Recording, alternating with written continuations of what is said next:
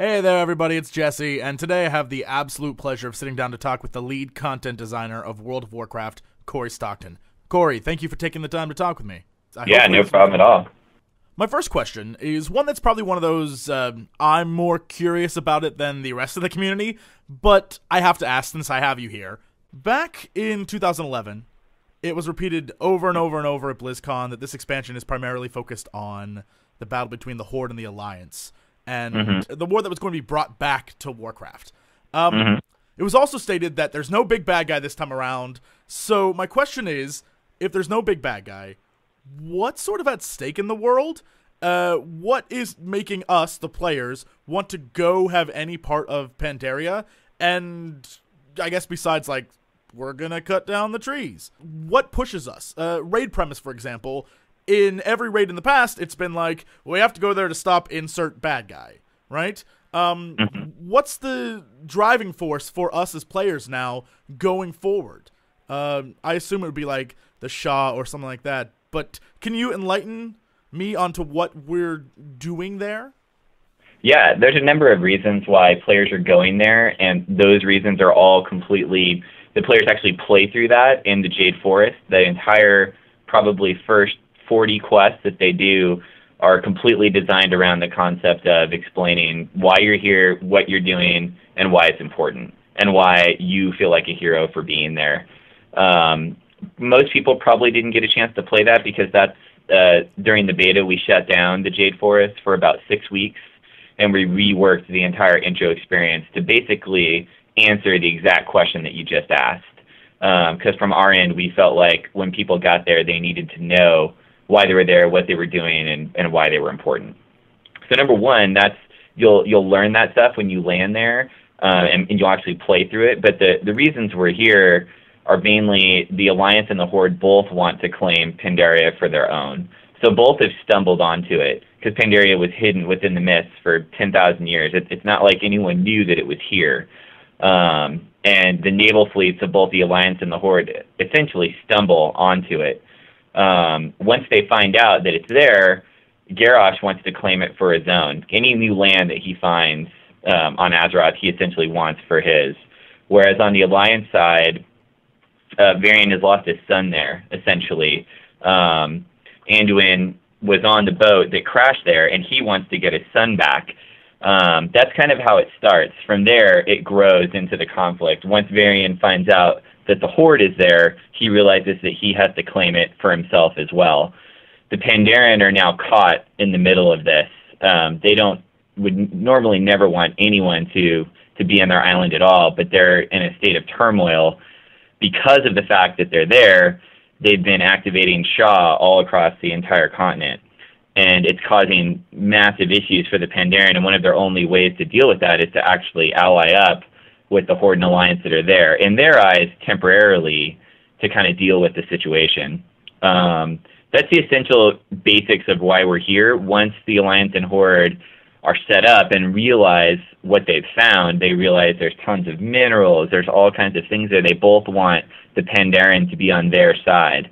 They're essentially fighting to get the Pandaren on their side so that, you know, they can be used against the other.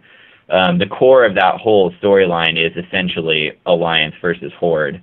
As far as how that will play out, clearly we have other things to do when you land there. We have stories to tell, we have creatures, we have bosses. We don't have necessarily one main boss, but we have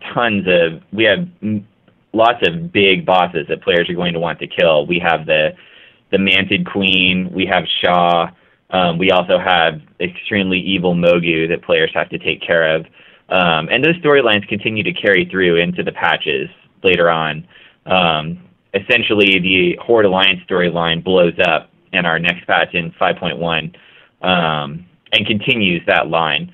So, because we can't land, we want to land on the continent, we want to give players a goal of things that they want to do, but once some of those goals have been completed, you know, we need to keep moving forward with the entire Horde versus Alliance theme, and that's what players are going to see. I actually had this written down as a question. I think you answered a little bit, but I figure I'll ask it in a different way. I did notice that Jade Forest, there was a drastic makeover, and at the beginning, playing through it, you felt sort of like okay, I've landed on a new continent, and there's some stuff going on here, there's some lore, but that war feeling wasn't really there. There were a few quests that existed where it was, you know, like, you're sniping fishmen, but I mean, other than that, there was a lot of missing. And then I saw that you guys redid it.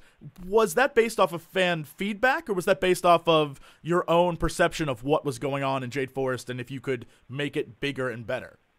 That was based off of our own internal feedback. Here at Blizzard, we do what we call strike teams for all of the games, where we pull in dev people from other games and have them essentially play the game for an extended period of time with very, very dedicated, specific feedback. And that was one of our biggest pieces of feedback we saw internally, with people not knowing, you know, exactly why they're there, what was going on, or not having that big impact of when you came into Northrend and you come in on the icebreaker and you see Valgard right in front of you. You know, it's kind of like, holy crap, this is awesome. Same thing in Borean Tundra. When you come in and you see Warsong for the first time, we wanted that same vibe. So that's not only meant for us to go back and rework art and the layouts and the quest, but also just that general vibe and that feel of explaining, you know, why you're there. And just as a sort of side question, and who knows if I'll end up using it or not, but I'm curious if this is a possible yes or no question. Old gods coming back, yes or no? There's not any old gods in 5.0. Old gods are always an influence on Azeroth, and you'll see influence in fights and things that we have in Pandaria. Old gods are definitely connected somehow, but we're not really getting into the details of how that works this early on. I've sort of broken down what I want to ask you into sort of categories of questions. Okay. And the first category is zones. And just the zones in general. Earlier this week, David, lead quest designer, said that phasing was only really used in major events in Pandaria. Yet, in the first iteration of Jade Forest that I played, and in other aspects of Pandaria, everything from, like, moving your camp from the Horde crash site to the base camp, to joining the sub-races, to pretty much anything, there was phasing going on. And it was minor, but it seemed like there was a lot of it. Is this what you guys consider major events, or I guess I'm just looking for clarity on that statement? You're seeing a new type of technology that we call cosmetic phasing, and that's what we use in Pandaria. And what that does is it changes your visual look of the world, but it does not place you into separate phases. So what that allows us to do is, if you've done something, we can change an object that you're looking at, but we don't have to put you in a phase to see that change and limit that phase to a specific area. And that gives us all the benefits of the world changing with phasing, but not separating you from your group members. And we use that all over the place. Now, individual phasing, where we actually create a phase and throw players into those phases, we use very sparingly, just like Dave mentioned, because of the fact that it tends to break players up. And sometimes that's worth it for certain instances, like he said, for very big moments. But in general, we want to avoid that just because of the issues that it causes for players that are trying to group up and play through things. Speaking of grouping up, we've noticed the reintroduction of world bosses again in the game. Was there a demand, a fan demand for this? Because there's a notable absence from Cata and Wrath, and I guess in some extent, Burning Crusade. I think fans have always liked world bosses. It came from us, and we've always liked world bosses, but there were just issues that we couldn't solve. We felt like we were able to solve the issues regarding loot, spawn times, camping, graveyard zerging, all of those kinds of things. We felt like we had technology, 4 or 5 years down the line, that we're able to solve those issues. Burning Crusade was the last time we really had real world bosses. And so, in our eyes, once we had the problem solved, there's no reason that we shouldn't be doing world bosses. We love having giant, crazy raid bosses walking across zones. It's super cool when you're a low-level player and you see that. It gives you something to aspire to. You can see other players fighting it. And best of all, it creates awesome PvP on our PvP realms for people fighting over those bosses.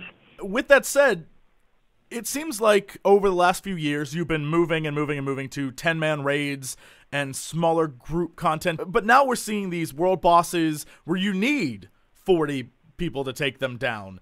And Ghostcrawler actually hinted, I think, at more loot in 25-man raids. So is this sort of a reverse on this getting smaller model, and now we're seeing bigger, more group-oriented activities? We don't necessarily see raid bosses falling into the category of specifically, like, we don't compare that to general raid stuff. We see it as a world event, right? It's something that affects the world. The loot concept is completely different, like Valor concepts, all that stuff doesn't really play into the world bosses. The world bosses are more about giving life to the world in general. So as far as like the scale of the fight and things like that, we don't really connect it to 25. You know, we definitely understand that 25 is not as popular as we would like it to be. Adding more loot is definitely an idea of one thing that could help there, but I think there's more things we can do to try to help 25 feel, you know, as viable as 10 to players. But it's just, when you put the things together, it's just, there's so much, it's easier, right, to get 10 people to do something, obviously, versus 25. So it inherently has problems that we have to solve, but it's something we know about and something we're definitely going to put effort into. I guess we've segued into the topic of rating, so we can go from there.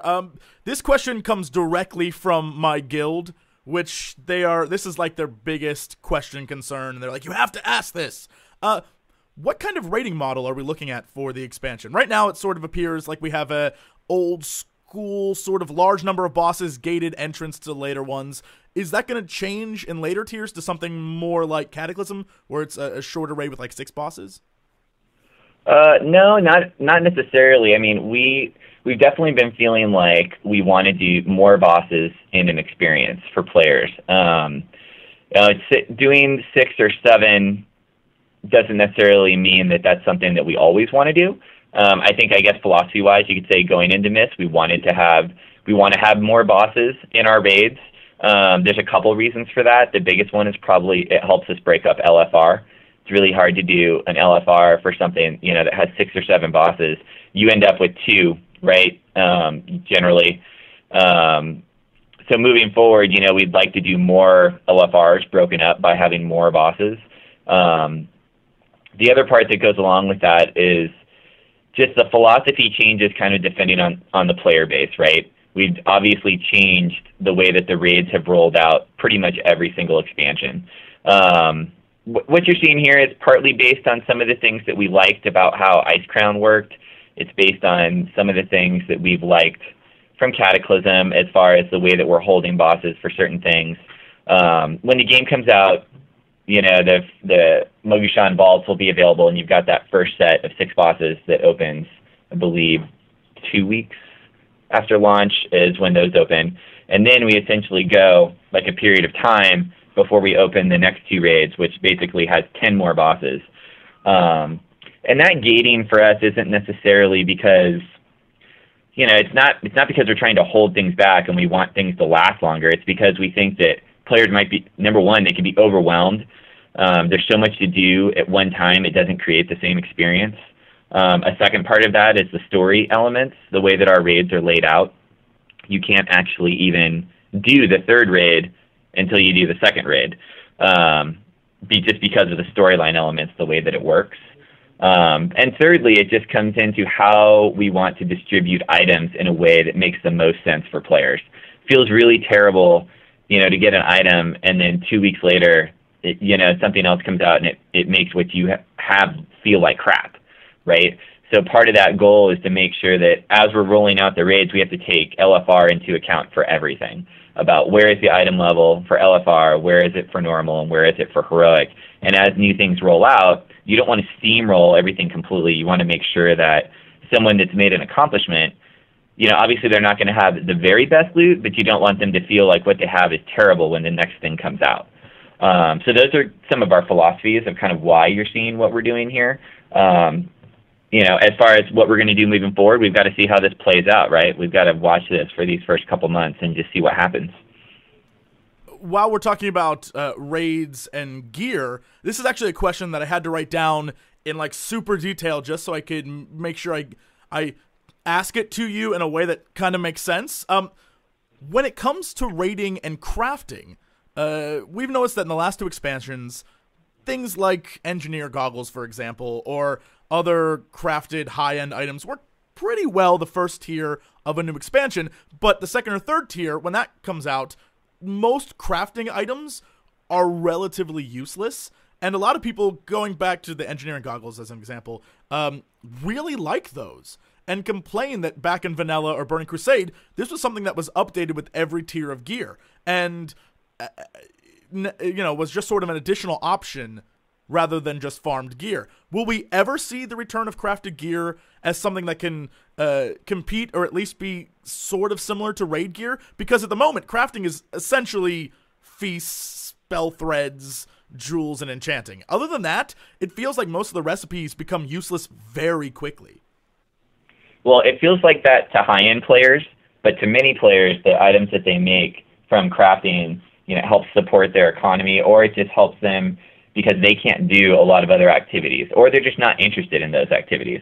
There's a large number of players that just love crafting because that's what they like to do, separate from people that like raiding, but then also might like crafting at that same time, and they want their crafting to play into what they really love, which is the raiding. We've got to really, that's the thing with WoW, right, is we have to have things that work for everyone. I think a lot of us didn't like the way certain things played out where, the only new crafting recipes we were releasing in Cataclysm were crafting recipes that were coming from raiding. So, if you weren't raiding, there was really not much new for you to do for your crafting profession kind of the whole way through.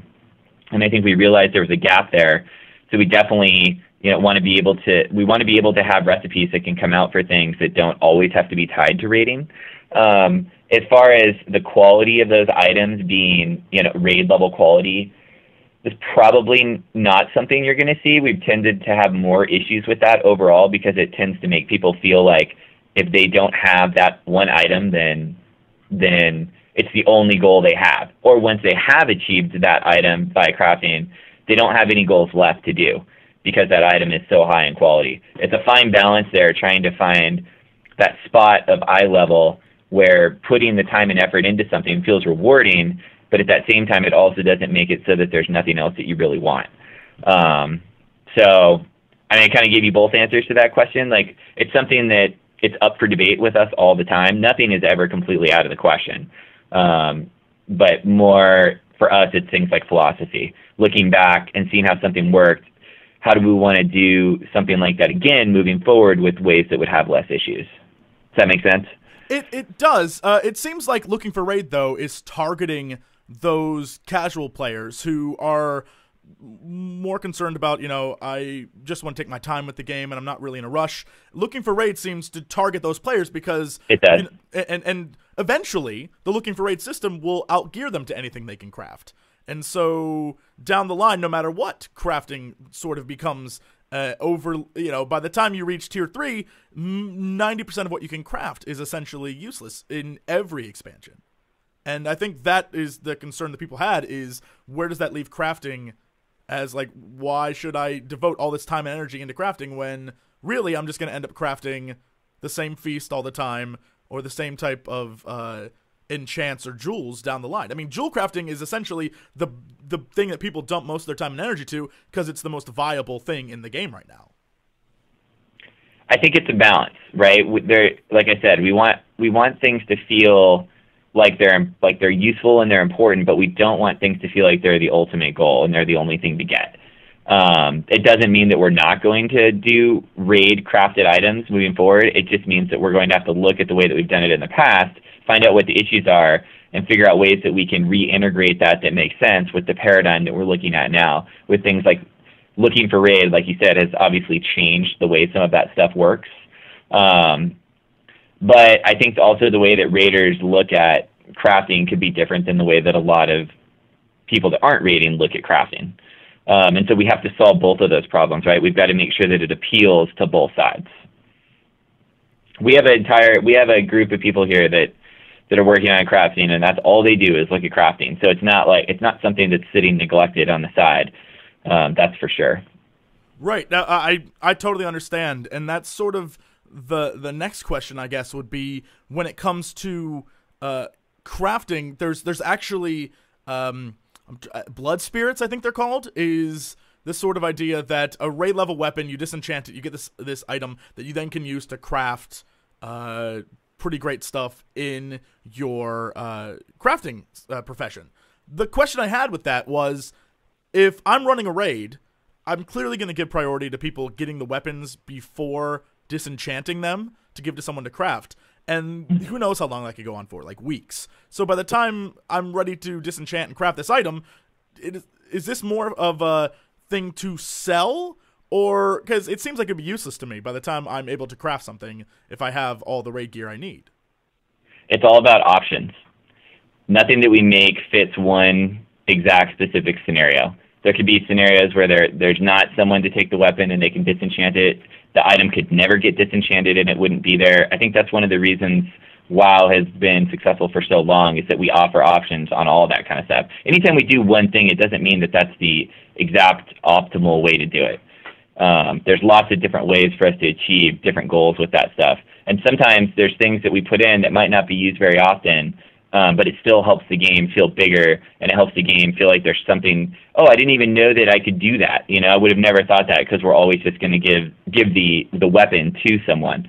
And then when you DE it, you find out there's a whole other thing behind it.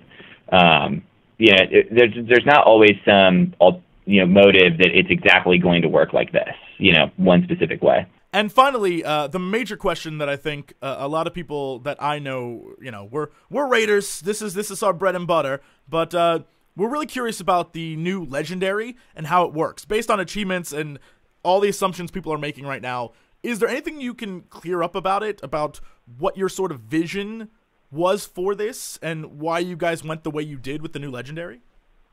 Yeah, I mean, 100% what our vision was is creating something that would drive players not through just the launch of Pandaria, but would drive players through kind of a questline and a scenario that lasted all the way through the entire patch cycle. That was the goal from the beginning. We wanted to give players a goal to achieve every single time we have a patch. There's like a way to keep that legendary going and to do more with it, rather than just having you get it and you're done, and that's it. Having it grow in different ways, whether that be through socketing and different, gems you can put in it that are special and unique, or whether you can enchant it in a certain way, or whether you can take it to someone and have it modified. The idea is that, if you can put the time into it and you can get it, it's going to last for you for a while, and still be useful and not be something that just kind of fades off. The other part about that really feels great is that so many we can finally make something that works for more than one specific, class or spec. That's the other really great thing we feel like we get out of it, because we put so much work into a single legendary, and then that legendary could last a year, sometimes 6 months, whatever the amount of time till we do another legendary. And so it's really hard to create legendary stuff that feels efficient for the game and for players, because if you're not chosen for a long time, you feel like there's nothing for you. So we solved kind of two issues with this. We are able to create a system that can help encourage players to have new goals in each individual patch cycle moving past launch, and then it also allows us to create legendaries that can work for a much wider audience. Now, obviously, we've got to launch and get it out there and get feedback and find out from people how it's working, and we can modify and change things from there. But I think we're super excited in general about what our basic pitch is on the idea. Very cool. All right, Cory Stockton, thank you for your time, sir. It's been a pleasure. No problem.